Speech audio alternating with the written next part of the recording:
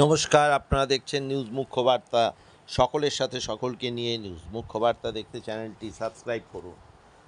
গতকাল কাটোয়ার শ্রীপাঠ জাজিগ্রাম অভিন্ন চৈতন্য শ্রী শ্রীনিবাস আচার্য প্রভু লীলাভূমি দর্শন করতে যান জুনা আখড়া রাষ্ট্রীয় সচিব শ্রী মহন্ত রঞ্জিতানন্দ গিরিজি মহারাজ। ওনার সঙ্গে ছিলেন স্বামী সর্বানন্দ গিরিজি মহারাজ, ছিলেন ভোলানন্দ গিরি মহারাজ, ছিলেন বিশিষ্ট সাংবাদিক নারায়ণ মজুমদার এবং ওনার ভক্ত শম্ভু।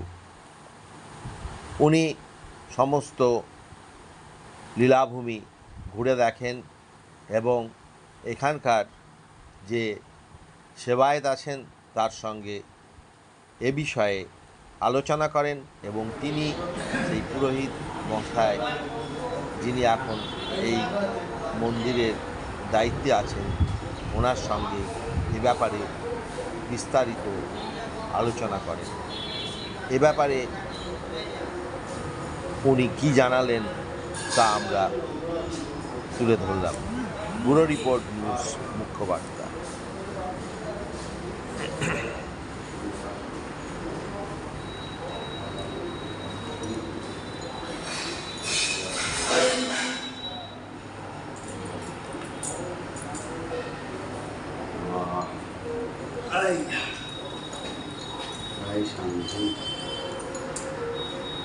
তাহলে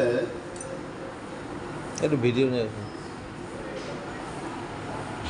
একটু মাহাত্মাটা বলুন, এটা অল্প যেটুকু জানেন।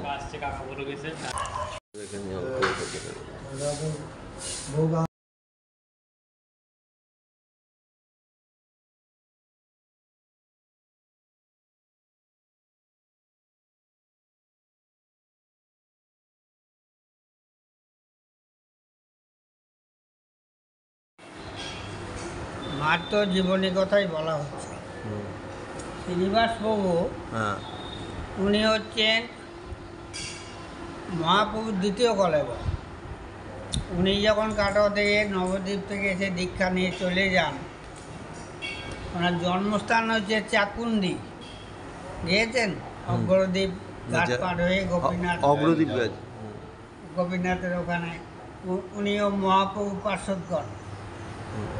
এতটুকু হরুতির জন্যে রয়ে গেল। যাই হোক, ওই পাশেই ওনার জন্মস্থান চাকুন্দি গ্রাম। আর এটা হচ্ছে মামার বাড়ি, লীলাভূমি শ্বশুর বাড়ি। বৃন্দাবন থেকে যাবতীয় গ্রন্থবাদী যা কিছু উনি সব জাজিগ্রামে এনেছিলেন। এই বৃত্তান্ত বলতে অনেকই আছে। যখন মহাপ্রভু সন্ন্যাস চলে যান তখন সমস্ত যা কিছু বৃন্দাবন লীলা, পুরী লীলা, সব গ্রন্থ সব উনি নিজে হস্তে লিখেছিলেন বোধহয়। তখন সেই রাজা এখানে জলাশয় অনেক কিছু, এই 400 বিঘে সম্পত্তি ছিল। এখন আর কোনো কিচ্ছু নেই আমাদের ঠাকুরের আঙিনাটু। তখন রাজা প্রভুর জলের কষ্ট হবে বলে দিঘি করে দিয়ে, বিরাট দিঘি, 150 বিঘে সম্পত্তি, 150 বিঘে সম্পত্তির একটা জলাশয় দিঘি। প্রভুর আমার জলের কষ্ট হবে। টোটাল 500 বিঘে ছিল তো সম্পত্তি, তার মধ্যে 150 বিঘে জলার এই সময় আরও মাঠান জমি টমি সব ছিল। তখন জমিদাররা দেশ স্বাধীন পর ওরা সর্বনাশ করলো, কিছু দিকটা নষ্ট করলো বা আরও কিছু বিষয় সম্পত্তি চলে গেল। ওই 100 টাকা খায় নাই নিলাম করে দিয়েছে 150 বিঘে জায়গা, যার এখন এক কাঠার দাম 5-6 লাখ টাকা। তবে মাঠান জমি যারা চাষাবাদ করতো ঠাকুরকে কিছু দিত, কোনো দেওয়া থাকার গল্প ছিল না, ঠাকুরকে দিত। ওরা খাটতো, খেত, চাষ করতো, ঠাকুরকে দিত। তখন ওই বছরে বোধহয় 1 টাকা ধান হতো, আর কিছু না। দিয়ে তখন সেই সব বিষয় সম্পত্তি তারা সব নিজের দখলে সে কেউ আর এখন সমস্ত প্রভুর যা আমাদের কাজকর্ম করতে হয় সব প্রভুদের ভিক্ষার ওপর। আবির্ভাব তিরোভাব দুটো উৎসব হয়। জ্যৈষ্ঠ অষ্টমীতে হচ্ছে তিরোভাব তিথি, আর বুদ্ধ পূর্ণিমা ওইটা হচ্ছে জন্মতিথি।